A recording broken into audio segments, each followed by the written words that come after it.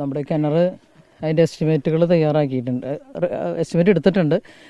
അത് ഇന്ന് തന്നെ റെഡിയാക്കിയിട്ട് കളക്ടർക്ക് RDO അയച്ചു കൊടുക്കും. അതിൻ്റെ ഉടനടി തന്നെ കാലതാമസം ഇല്ലാതെ തന്നെ നടപടി ഉണ്ടാകുമെന്നാണ് കളക്ടർ അറിയിച്ചിട്ടുള്ളത്. അപ്പം നമുക്ക് ആ അറിവാണുള്ളത്.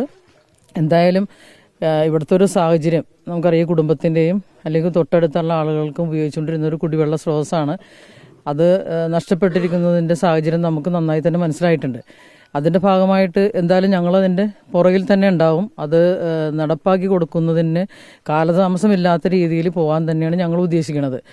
അപ്പോൾ അതിന് എസ്റ്റിമേറ്റ് റെഡിയാക്കി ഇന്ന് കൊടുക്കുന്നതോടൊപ്പം തന്നെ ഒരു വാല്യുവേഷൻ കൊടുക്കുന്നുണ്ട്. അതിന് ഇവിടെ കുറച്ച് മരങ്ങളും നഷ്ടപ്പെട്ടിട്ടുണ്ട്.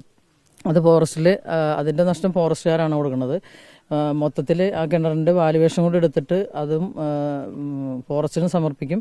അതോടൊപ്പം തന്നെ ഇന്ന് തന്നെ ഇതിൻ്റെ എസ്റ്റിമേറ്റ് കളക്ടർക്ക് സമർപ്പിച്ച് അതിൻ്റെ ഒരു 2 അടിയോളം ഉയരത്തിൽ ഇനി ആന വന്ന് ചാടാത്ത രീതിയിൽ കിണറിനെ കെട്ടി സംരക്ഷിക്കുന്ന രീതിയിൽ തന്നെ ഒരു 2 അടിയോളം പൊക്കം കൂടെ കൂട്ടിയിട്ടാണ് ആ പൊളിഞ്ഞു പോയിട്ടുള്ള ഭാഗം, ആ മണ്ണ് ആയിട്ടുള്ള തിട്ട് പൊളിച്ചു മാറ്റി കരിങ്കല്ല് കെട്ടാനാണ് അവർ കെട്ടുമെന്നുള്ള കാര്യമാണ് നമ്മൾ അറിയിച്ചിട്ടുള്ളത്.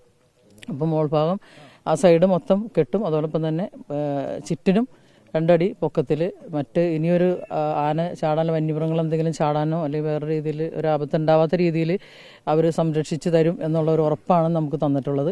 അതിൻ്റെ പുറകെ ഞങ്ങൾ എന്തായാലും പ്രസിഡന്റ് എന്ന നിലയിലും ഞങ്ങൾ വാർഡ് മെമ്പർ എന്ന നിലയിൽ സന്തോഷം, അതുപോലെ ഇതിനുണ്ട് ഞങ്ങളെല്ലാവരും അതിൻ്റെ പുറകെ ഉണ്ടാവും. അത് നടപ്പാടി എടുക്കണമെന്ന് തന്നെയാണ് ഞങ്ങളുടെ ഒരു ഉത്തരവാദിത്വം തന്നെയാണത്. ആ കാര്യം ഞങ്ങൾ ഏറ്റെടുക്കും. അവരതിൻ്റെ എസ്റ്റിമേറ്റ് പ്രകാരമുള്ള തുക ഏൽപ്പിക്കാം എന്നാണ് പറഞ്ഞിരിക്കുന്നത്. അപ്പം ഞാൻ പറഞ്ഞിരിക്കുന്നത് അതിൽ തുക ഏൽപ്പിക്കുമ്പോൾ ആ തുക നമുക്ക് ആ കിണറിന് ഈ പറഞ്ഞ പോലെ നന്നായി കെട്ടാനുള്ള രീതിയിലുള്ള തുക ആയിരിക്കണം എന്നുള്ള കാര്യവും കൂടി ഞങ്ങൾ ബോധ്യപ്പെടുത്തിയിട്ടുണ്ട്. കാരണം നമുക്ക് ഉടമസ്ഥനെ അങ്ങനെയാണ് പറഞ്ഞിരിക്കുന്നത് അവര്.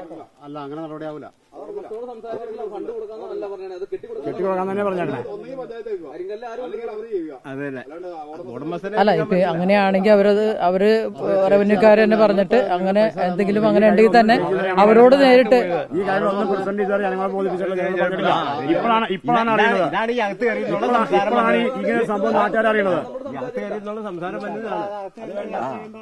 അല്ല, ഇപ്പൊ നിങ്ങൾ പറഞ്ഞ കാര്യങ്ങള്